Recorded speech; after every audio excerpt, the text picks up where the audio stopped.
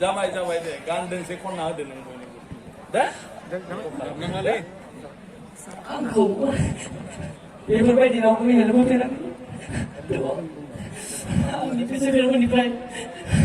मोजाङै खनलांबाय थानांगोन दे मेथाइल' खनदो दे एकदम दे रायजोफोरनि आशीर्बाद Congratulations, bro! दे जाबाय जाबाय जाबाय जाबाय दे मोजाङै मावलांबाय थादो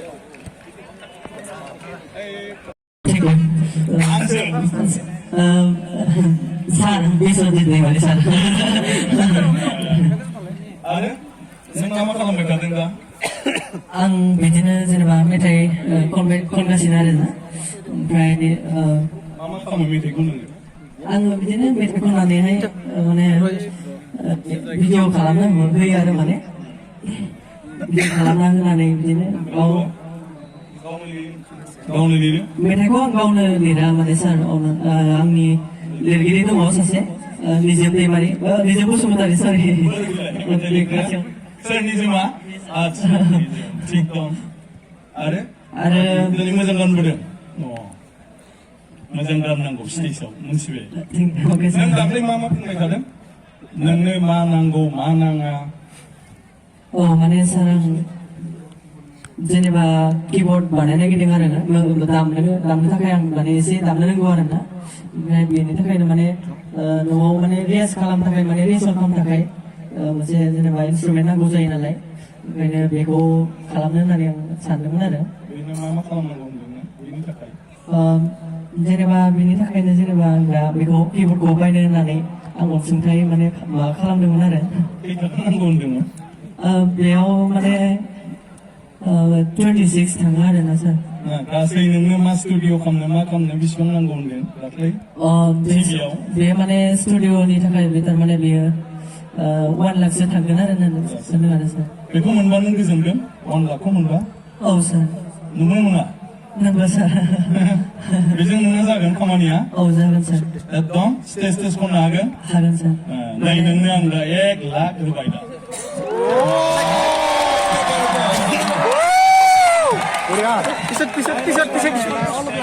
कागज बयबो नुनायनि दावहारु बसुमतारी बिथाङा जिहेतु बिथाङा खामानि मावनानै जानो हाया आरो इसोरा बिथांनो गारां हरदों बयबो अलप सबै देखाख'वाखै इसोरा बेनो गारां हरदों आरो गारांजोंनो बियो जालांनांगोन नाथाय बेखौ खालामनो थाखाय बिथाङा जिहेतु नुवा लिरनो हाया नायनो हाया ओंखायनो बिथाङा कीबोर्ड लानानै आरो माखासे बक्स टक्स बेखौ खालामनानै रेकर्डिं खालामनानै बिथाङा गावनि मेथाइखौ दिहुननो सिमां दङ आरो बेबायदि जुदि खालामोब्ला आरो फिसा फिसौ स्टेज प्रग्राम मोनबाय थायोबा बेबो लासैनो माहाजोन जानो हागोन मोजाङै सोलिलांनो हागोन ओंखायनो जिहेतु लामा गैया बिथांनि दाख्लै भिडिअआव आं नुबाय थानायखाय जायगानिबो मानसि हिसाबै एसे लासिं सिंबो मोनदों जेराव मोनो थांबाय थायोनो बियो रावबो नाया ओंखायनो आं दिनै जोंनि आसाम बिधान सभानिफ्राय बिथांनो बे स्टुडिअखौ बानायना लानानै सोलिलांनो थाखाय 1 लाख थाखानि चेक बिथांनो दिनै होफैबाय दावहारुआ एबारनिफ्राय मोजां मेथाइखौ खनसिलांबाय थानांसिगोन हागोन ना हाया दे दा मोजां मेथाइ সকলে হয়তো বুজি পোৱা নাই আমাৰ দাওহাৰু বসুমতাৰী গান গাই ধুনীয়াকৈ কিন্তু তেওঁ দেখা নাপায় কিন্তু ঈশ্বৰে তাক ধুনীয়া কণ্ঠ দিছে যিটোৱেদি তেওঁ চলিব পাৰে কিন্তু তেওঁ চাব নোৱাৰে লিখিব নোৱাৰে আৰু তাৰ কাৰণে প্ৰেক্টিচ কৰাত অসুবিধা হয় আৰু টকা পইচা অভাৱৰ কাৰণে তেওঁ নিজৰ গানটো প্ৰচাৰ কৰিব নোৱাৰে এইটোৰ কাৰণে তেওঁৰ এটা পৰিকল্পনা আছে নিজে ঘৰত সৰুকৈ ষ্টুডিঅ' কৰি তাতে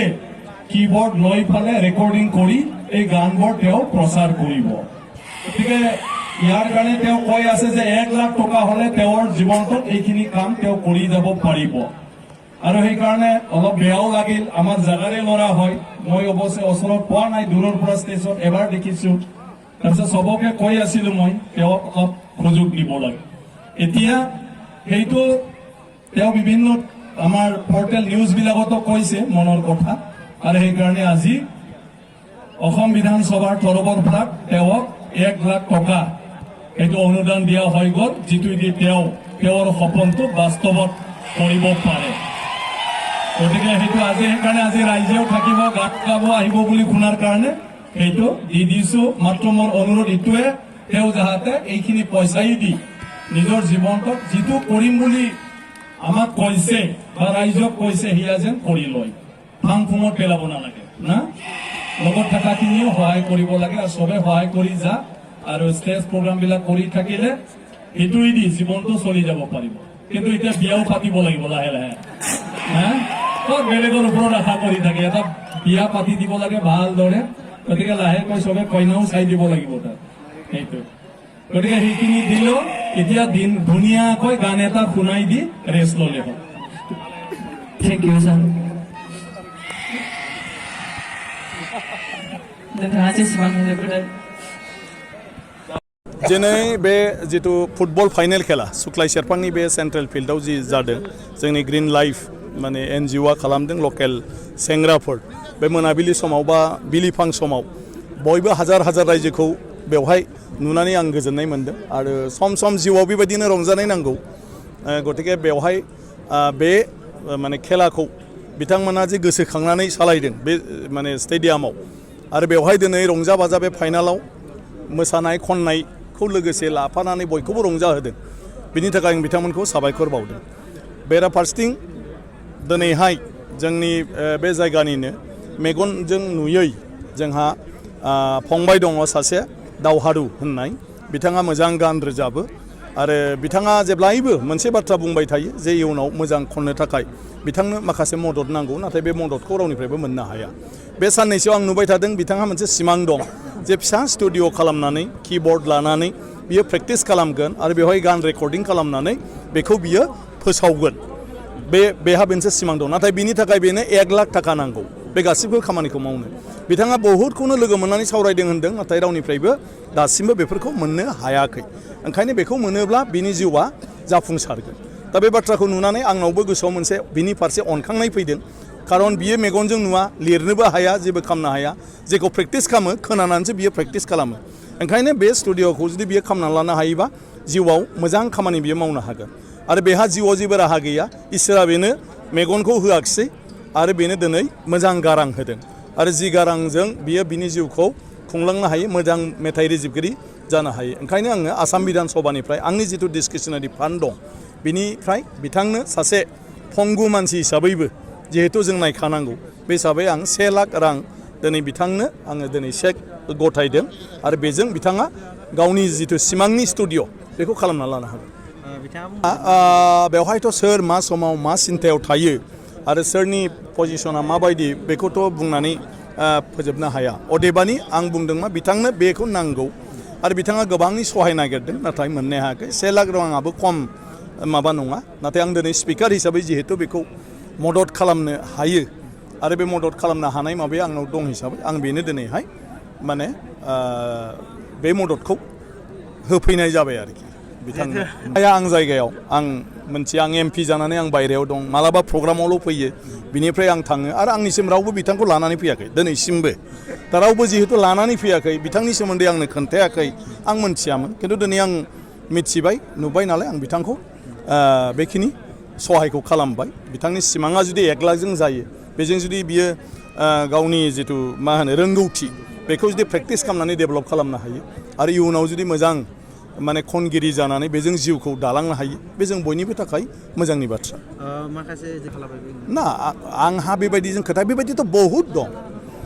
बेबायदि बहुद दं गोबां दं नाथाय बिथांनि जिथु सिमां बेखौ आं बुजिदों दि बे बिथांनि बे सिमांखौ मोगथाङाव होनो आंनाव मोनसे खाबु दं आरो बे खाबुखौ आं दिनै बिथांनो होदों गतिके सरकारनि खोथायाव बायदिसिना दङ बयहाबो खिन्थु आं पार्सनेलि दिनै बिथांखौ आंनि जिथु अनुभब बे अनुभबजों आं मदद खालामो आंबो गाबोननिफ्राय खामानिखौ बेबायदि नङा बाथ्राया बेबायदि नङा जे सोरनोबा होबा बेनो मानो होआखै बेनोल' मानो होदों बयनोबो नोङो होनो हाया जेखौबो हा मालाबा सोरबा खाफालबो गैया सोरबा खाबुबो गैया बायदिसिना बाथ्रा थायो गतिके दिनै आं बेयाव फैदों आरो बिथांखौ बेवहाय गान खनफैगोन होननानै आंनो दाख्लैनिफ्राय जायगानि मानसिया खोन्थादों आरो बिनि उनाव बिथांनि भिडिअखौ दाख्लै नुदों मोनसे माबायाव आरो बेखौ नुनानै